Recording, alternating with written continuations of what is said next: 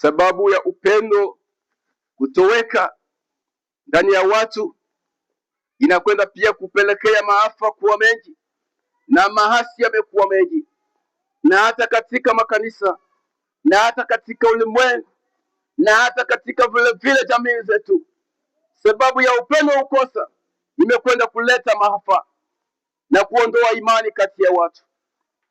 Hata tuseme neno ya kwamba usiambie mtu yeyote ndoto yako.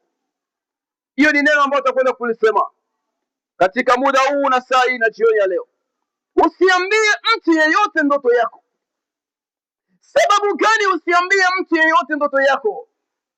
Sababu kwa wale ambao unaowaambia ndoto zako, katika wale unaoongea nao na kuambia ndoto zako, kuna wale ambao wanakuchukia. Si wote wanaokupenda. Labda utaambia mtu fulani na unaona ya kwamba namwambia huyu ndugu yangu wa karibu sana, hata niseme na huyu neno hili labda ni ndugu yangu atanipatia shauri, lakini mwana wa Mungu atanikwambia kwamba usiambie mtu yeyote ndoto za maisha yako. Usiambie mtu yeyote ndoto zako. Sababu gani? Angalia katika Mwanzo uone habari ya Yusufu na ndugu zake.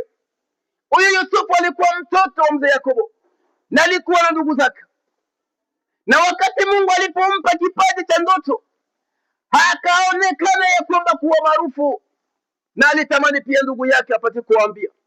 Na wakati aliposogelea ndugu yake, anawaambia kila siku ndoto, Mungu amenionyesha, Mungu amenionyesha. Katika wale ndugu yake ndio mlitokea watu waliomuua, wakachukiwa na Beledesi ndugu yao walikwenda kuonyesha. Yesu anaweza kupatia baraka, lakini ujua kwamba si kila mtu anafurahia baraka zako. Yesu anaweza kuongezea safari, lakini ujue si kila mtu anataka wewe upige hatua. Yesu anaweza taka ufanikiwe leo, lakini ujue si kila mtu anatamani furaha yako. Ndugu zake na Yusufu na ni wale waliokwenda njama ya kumuua na kumuuzisha katika watu wa Ismaili. Na hapo akakwenda kufanya njama ya kumuua. Sababu gani? Alikwenda kuwaonyesha siri zao, alikwenda kuonyesha ndoto zake na kuwaambia jinsi Mungu anataka kwake.